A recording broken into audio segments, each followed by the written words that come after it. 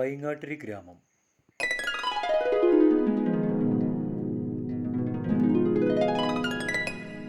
വയനാട് ജില്ലയിലെ എടവക ഗ്രാമപഞ്ചായത്തിൽ സ്ഥിതി ചെയ്യുന്ന പൈങ്ങാട്ടിരി എന്ന ഗ്രാമം അതിൻ്റെ സാംസ്കാരികവും ചരിത്രപരവുമായ പാരമ്പര്യം കൊണ്ട് ഏറെ ശ്രദ്ധേയമായ ഒരു പ്രദേശമാണ്.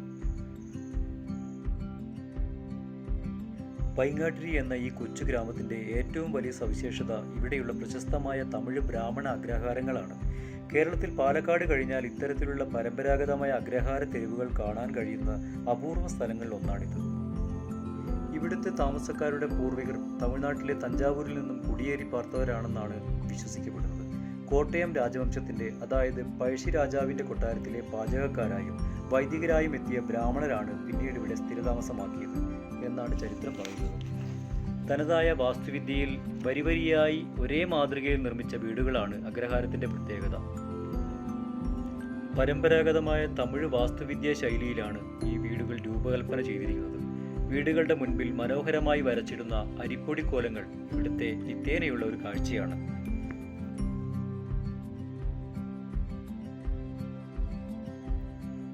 ശാന്തമായ ഗ്രാമീണ അന്തരീക്ഷവും വയനാടിൻ്റെ പച്ചപ്പും പ്രകൃതി ഭംഗിയും ഒത്തുചേരുന്ന പൈങ്ങാട്ടിരി തിരക്കുകളിൽ നിന്ന് ഒഴിഞ്ഞ് വളരെ ശാന്തവും ലളിതവുമായ ഒരു ഗ്രാമീണ അന്തരീക്ഷം സമ്മാനിക്കുന്നു.